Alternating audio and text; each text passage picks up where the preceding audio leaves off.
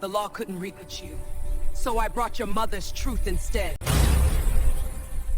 Truth is a weapon, child, and you've just fired it.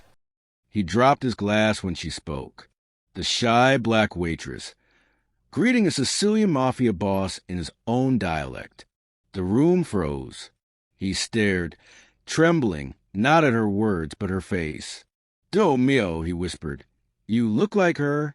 Whispers spread, fear rising like smoke. Who was her? And why did the Don's eyes fill with guilt instead of pride? He first noticed her voice before her face. Soft, careful, almost apologetic, like she was afraid to take up sound. The dining room was heavy with wealth and arrogance, men in tailored suits who laughed like they owned the air. She moved between them like a ghost in a storm, her tray trembling slightly, her eyes fixed on the floor. And yet, when she spoke, when that one forbidden word slipped from her lips in perfect Sicilian, the entire table fell silent. The Don's son leaned back, his smirk fading into disbelief. "Say that again," he said. His tone was playful, but his eyes were sharp, the kind that measured skin before worth. Mara hesitated, her pulse screaming in her ears. She repeated it, slowly, clearly. The old Don, Vittorio, lifted his head like he'd just heard a dead language come alive. Around them, laughter died. No one breathed. "Who taught you that tongue?" the Don asked. His accent carried both honey and poison. Mara swallowed hard. "My grandmother," she said softly. "She was taken from Palermo." The Don blinked once, twice. His fork clattered. The sound echoed through the chandeliers. For a heartbeat, the room was a graveyard. The Don's son forced a chuckle, try and dissolve the weight. "Small world, huh? Guess Sicily exports more than wine." The guests laughed again, thin, nervous laughter. But the Don didn't join them. His gaze never left her face. Something inside him twisted, something older than his empire. And Mara, she saw it, that flicker of recognition, that shadow of shame. He asked her to pour his wine. His hand brushed hers, cold, deliberate. She felt his power like a brand. Centuries of dominance disguised as charm. "You speak beautifully," he murmured. "It's strange, hearing our words from your lips." His son smiled tightly. "Maybe she practiced," he said. "They're quick learners." Mara froze. She'd heard insults before, but never with such polished cruelty. Later, in the kitchen, whispers cut through the steam. "He likes her," one waiter hissed. "But the son, he'll ruin her if she stays." Mara didn't answer. She stared at her reflection in the silver tray, half light, half fear. Somewhere deep down, she felt something shift, not fear anymore, but quiet rage. The kind that doesn't shout. It waits. When she returned to the dining room, the Don's son cornered her near the wine cart. "You embarrass my father," he hissed. "You think that language makes you one of us?" She didn't look up. "No," she said. "It reminds me who I'm not." His hand tightened around her wrist, then released, too aware of the watching eyes. "Be careful," he whispered. "Some stories don't end well for girls like you." But that night, the Don called her back in. Alone, the room was emptied of laughter, stripped to candlelight and confession. "Your grandmother," he said quietly. "What was her name?" Mara told him. The Don went pale. He reached into his pocket, pulling out a faded photograph, a woman, dark-skinned, standing by a Sicilian vineyard. "She worked for my family," he said. Then she disappeared. Mara stared at the picture. Her throat closed. The man who'd built an empire on fear was now trembling before her. For the first time, she didn't feel small. She felt seen, and it terrified her. "I think," she whispered, "your family took everything from mine." He nodded slowly, tears glistening. "And now you take from me," he said. Outside, sirens wailed, faint then closer. The son appeared at the door, panic flooding his voice. "Father, they're here." The Don looked at Mara, realization dawning too late. She turned to leave, her steps calm, her face unreadable. He called after her, voice breaking. "What have you done?" She didn't answer. Just one look over her shoulder, half sorrow, half vengeance. The kind of look that ends legacies. The police lights painted the walls red and blue. The Empire fell in silence. And somewhere between guilt and grace, Mara smiled faintly. Justice had spoken, in the only language they could never own. The gun on the table gleamed like an unspoken threat. Mara stood in the doorway, drenched in rain and silence. Across from her, Don Vittorio sat in half shadow, his trembling hands betraying more than age. "You sent the police," he said softly. His voice carried both sorrow and awe. "A woman like you, turning on a man like me." His smile cracked, a confession of pride and ruin all at once. She didn't deny it. Her eyes, steady and wet, reflected everything he'd buried under gold and gilt. "A man like you," she repeated, "built this empire on people like me." The chandelier flickered. Somewhere in the walls, footsteps moved, agents closing in. The Don rose, his cane striking the marble like a judge's gavel.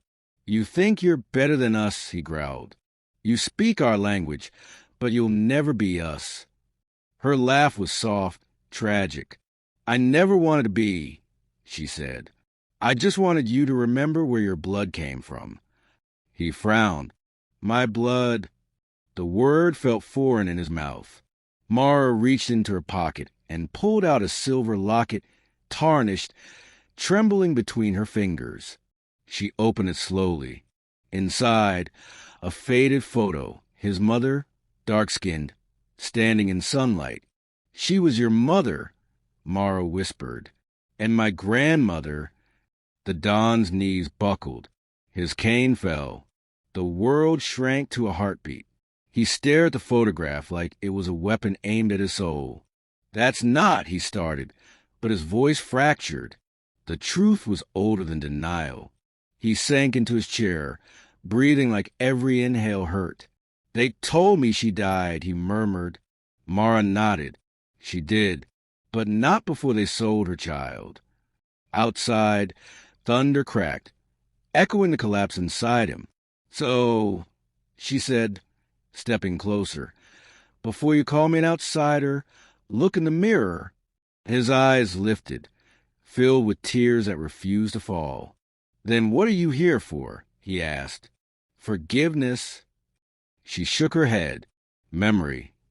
The door burst open, his son, red-faced and furious.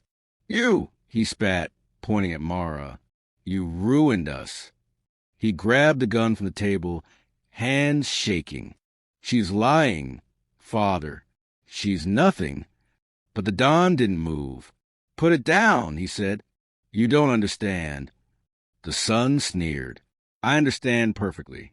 She's making a fool of you." He raised a gun. One heartbeat. Two. A single tear slid down the Don's face. "Please," he whispered. But the shot came, too fast, too loud. The old man gasped, clutching his chest, eyes wide in disbelief. The sun froze. The gun fell. Silence, then chaos. Mara knelt beside the dying Don. Blood stained her hands, his secret spilling with it. "Why?" she whispered. His breath rattled. "Because," he said faintly, "you reminded me of who I was."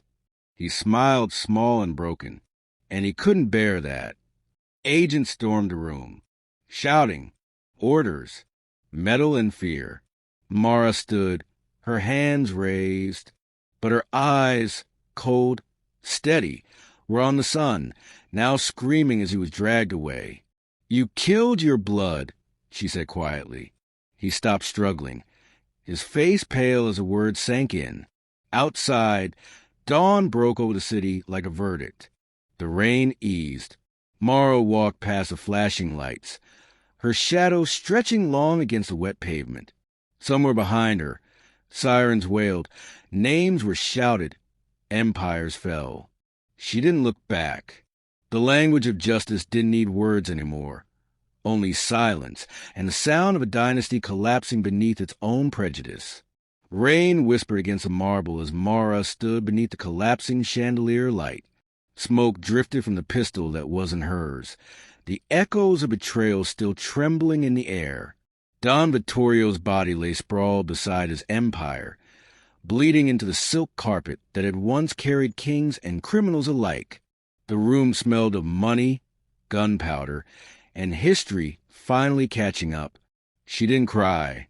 The tears had already been spent generations ago, buried with her grandmother's name under foreign soil.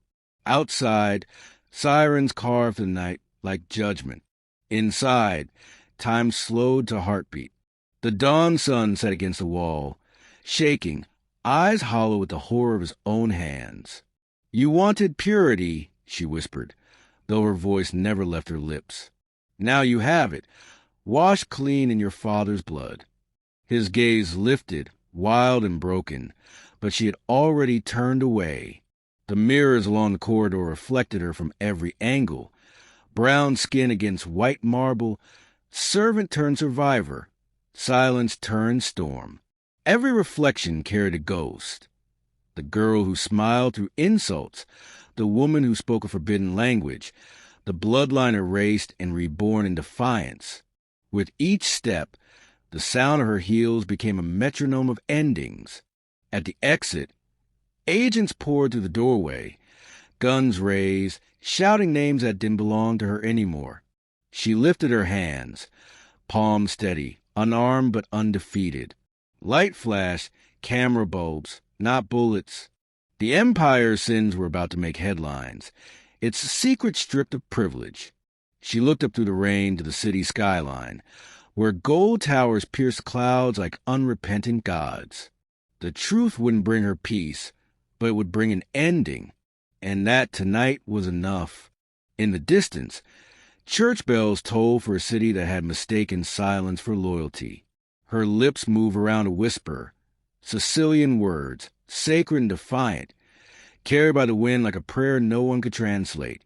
The language of pain had become her weapon. The world had called her an outsider. But tonight, she walked away as the only one who truly belonged to the truth. Behind her, the rain washed blood into the gutter.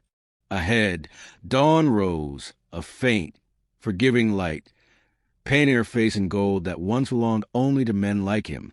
Justice never arrives clean, she thought. It comes drenched in everything they tried to hide. If her calm unnerved you, imagine the noise she survived. Like, share and subscribe, not for her vengeance, but for the silence she broke.